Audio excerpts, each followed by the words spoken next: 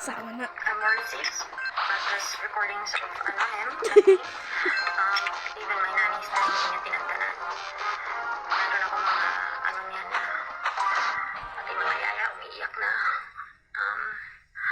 Yeah, but we'll see.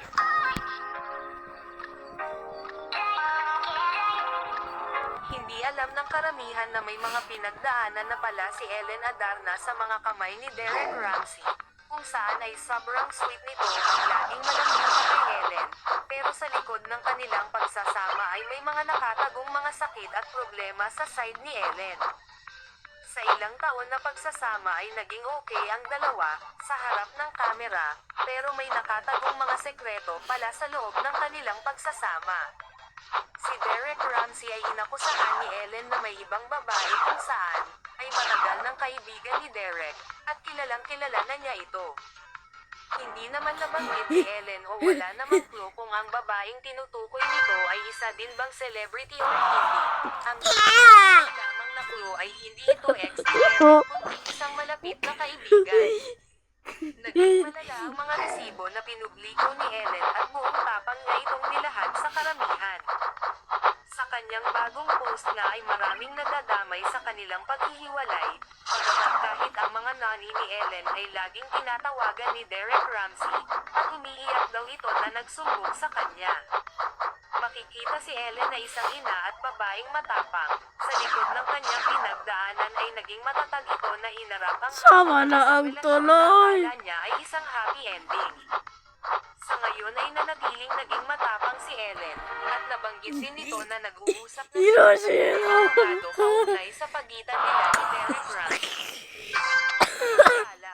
Sa bagong screenshots na pinopost ni Ellen ay makikita ang mga usapan nila at ng ex-girlfriend ni Derek kung saan ay dinamay siya sa paghihiwalay nila ni Derek Ramsey. Sabi ni Ellen sa kanyang post, "Stop blaming and messaging Alexa, Derek's ex, for being the side chick. She reached out to me directly and this is what she said. She asked me to share it publicly so people know her truth. And for the record, I only received this message today." Kasabay na nito ay binahagi niya ang kanilang naging pag-uusap. "Hi Ellen, matagal na akong nag-aalangan na magsabi ng kahit ano dahil sa wakas ay nakuha na ako ng kapayapaan sa buhay ko, at sobrang protektado ko iyon. Ngunit sa lahat ng lumalabas sa publiko, at sa pag-aakusa sa akin ng mga estranghero bilang side chick, naramdaman kong maaaring mahalagang makipag-ugnayan sa iyo. Alam kong umiiral ang mga pagpapalagay na iyon dahil nanatili akong tahimik sa mga taong iyon habang malaya niyang sinabi sa mga tao ang kanyang bersyon ng kwento, pagkatapos kong tuluyang lumayo sa relasyon. Hindi ko alam kung ano ang alam mo, ngunit magkasama tayo sa loob ng ilang taon noong mas bata pa ako, at matagal akong naunawaan ang emosyonal at psikolohikal na mga pattern na nahuli ako. Sa panahong iyon, gumawa ako ng mga Sama na. na wala sa karakter para sa akin. Nagdala ako ng maraming Na kaibigan, 13. at ng maraming taong sinisi ko ang aking sarili sa lahat ng Sama nangyari. na. Pero sa pagsasabi nito, hindi ko siya sinisisi. Pinagana ko ang pag-uugali sa tuwing pipiliin kong manatili o magsuko ako. What Nakita niya ang the shit? kahinaan ko at ginamit niya Washing. ito sa kanyang kalamangan. Sa puntong iyon, hindi ko pa naiintindihan kung ano ang hitsura ng pagmamanipula o kung gaano kalalim ang nagagawa nito sa sarili. I'm sorry kung kailangan mong pagdaanan ang ginawa mo. Walang sino man ang nararapat niyan, lalaki man o babae. At natutuwa akong binasag mo ang katahimikan at sana ang napakalason na ikot na iyon. Totoo na dahil ginawa mo iyon, ang sugat na dinala ko sa loob ng maraming taon ay sa wakas ay naghilom. Kapit na. Salamat sa pagiging boses na hindi ko kailanman nakuha. Para sa kung ano ang halaga nito, nasa iyo ang lahat ng aking suporta.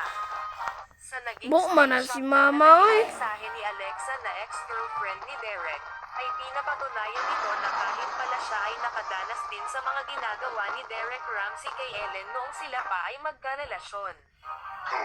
So guys, I'm taking a break from all this.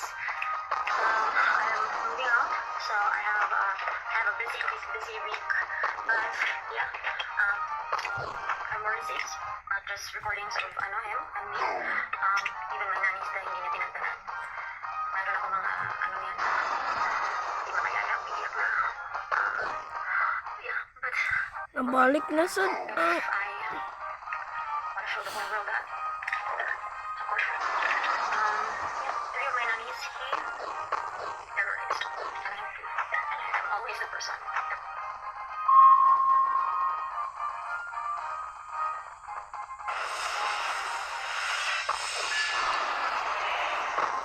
Ngayong hapon, babalikan po natin ang isa sa pinakatinutukang episode ng Wish Question.